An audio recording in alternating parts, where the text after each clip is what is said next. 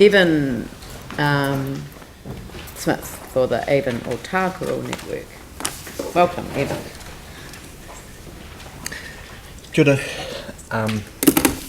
I'll try and make this short and sweet, as much as I ever do.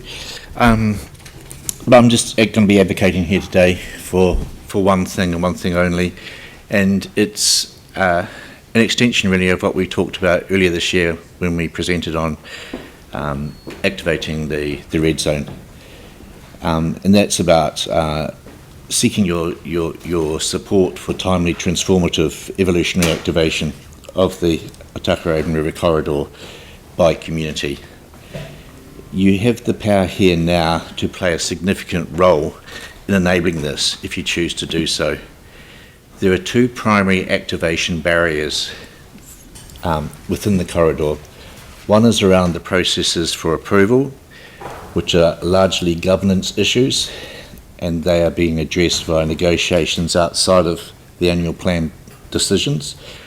And then secondly, it's about funding, and it's that latter point that I'd like to address here now. Funding community projects in Christchurch, as you're probably aware, whether it's in the corridor or elsewhere in Christchurch, Greater Christchurch, is an extremely resource-hungry and complex process for community organisations. The current funding models are based on partial funding, so you never get all the money from one funder, so you end up with multiple applications from multiple funders in order to progress projects. It's often a very slow process. It can take several months for decisions to be made on each of those individual applications, and there's no guarantee of what outcome you'll get from any of them. They tend to be annual processes, so you've only got access for a particular window of time to apply for on a once every year, and there are only a one-hit thing. You can only do it once a year. It's often doesn't cover operational costs either. It's only about capital costs. As a result, it is a very resource-hungry, conservative, risk-averse, slow, non-responsive and disabling process for community organisations. And it's certainly not fit for purpose to meet this current need for a rapid ramping up of activation in the Ōtākaro Avon River corridor. Here is an opportunity if you do something innovative and experimental while still managing risk and applying due diligence. An opportunity to use the river corridor as a living laboratory to trial new funding models with other funding partners. You can do this by seeding a funding pool specifically for this one purpose, that philanthropic funders and corporate sponsors can also contribute to, that is managed by one entity, whether that be council itself or one of the local philanthropic funders that have good systems for this, like Rata.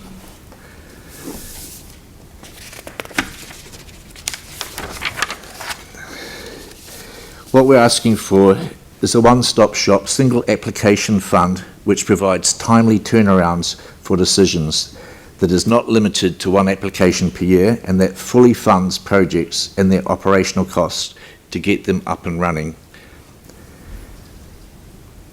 Where could this money come from, and how much are we talking?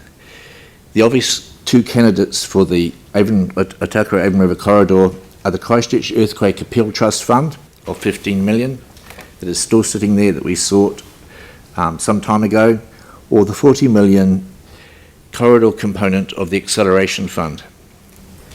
We appreciate that neither you nor we have direct control of the Appeal Trust funding, and that a sound business case still needs to be made to secure the $40 million of the Acceleration Fund.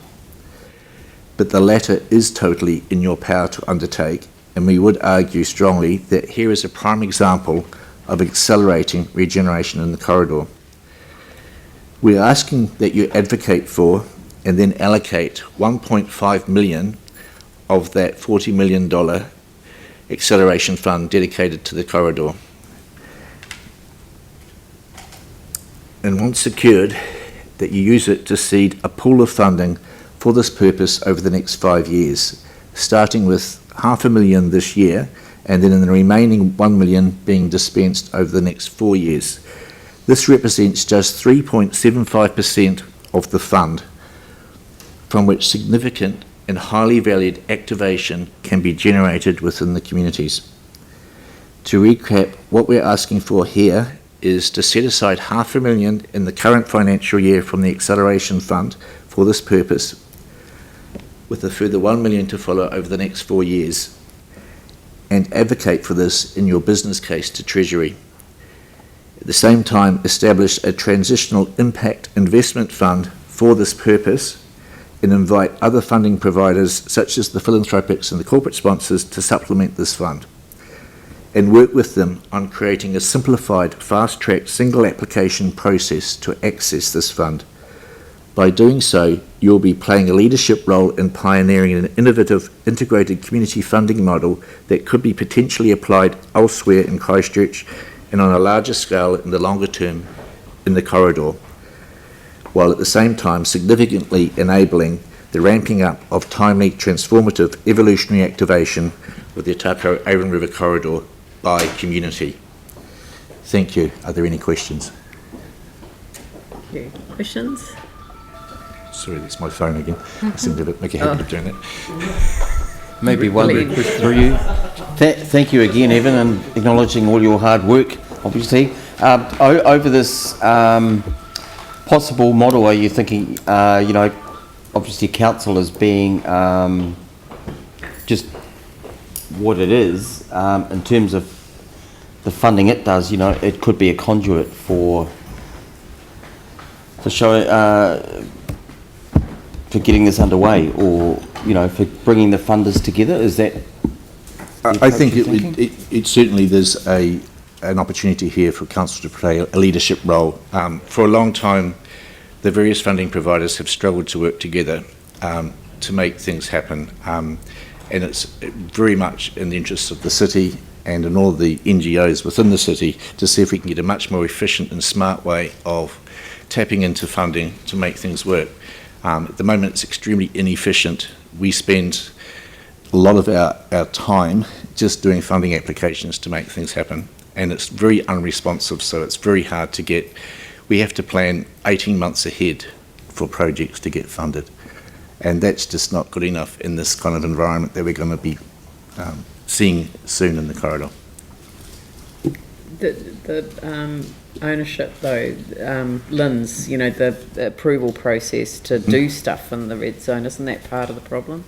It certainly is. That was the first activation barrier. I mean, you can't address that with money. That's a governance issue, I think, that needs to be addressed by other means. But we're still not working with 5-year leases. We're working with 13-day rolling leases over a 5-year period, and that makes investment impossible. And we're still trying to address that issue, and that's taking a long time. It's been 6 months now. Yeah, no, I think that's something that we would totally agree with. We have an Innovation and Sustainability Committee. I mean, I'm just wondering whether that's the sort of... No, but if it did, I'm just saying that there's... yeah, but if it's an allocation from an existing fund. Anyway, I'm just thinking out loud. I'm just saying that there are mechanisms within our structure. I think what we're saying here as well, that some of those mechanisms and processes, particularly with council, actually are extremely arduous for organisations, and Rata Foundation and some of the other ones are actually easier. Access point.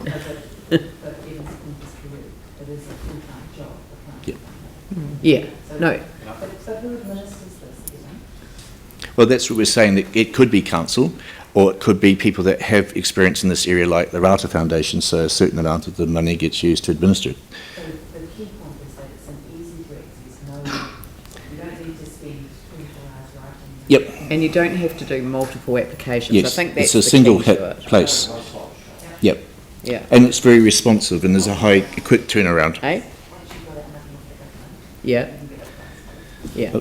I was asked yesterday whether, by council staff, whether community could possibly burn up $500,000, and I did a quick budget last night, and I've got $1 million here that were projects in the pipeline right now that we could do in the red zone. Yeah. And that includes operational costs. That needs to be part of the equation. Yeah, but that would also require the access to the red zone land. Absolutely, Yeah, yes. yeah. So we need to So overcome those other it's issues as well. both of those Yep, things tied up. absolutely. Yep. Yeah, okay, thank you. Cheers, thank you. I was going to answer your question that you asked in your submission though. You said, why are we spending any money on regeneration planning? Because the council has to make submissions on the Ōtākaro Avon River Corridor regeneration plan, and some of them, because it actually amends our district plan, there's a lot of planning time that's actually gone into it. So I wouldn't want you to leave here thinking that it's gone into administration. It's actually gone into the planning analysis all the way through the Ōtākaro Avon That other River $1 million Corridor process. that That's, was yeah, flagged. but it's Yeah. in addition Okay. to what it's in addition to what Regenerate Christchurch would be required to do. I Because understand. they have, I mean, we did, you might have read our submission on it, we did actually recommend some changes to the plan because of, for example, just putting a landing over an area that is a spawning area, you know, that so yeah, and I'm hoping that those have produced some good results. So I didn't want you to think that it had been sort of gobbled up in administration. No, I inquired about that particular issue Yeah. prior to here, that's why I didn't raise it, and I've Okay. been Good. satisfied of that. Thank you.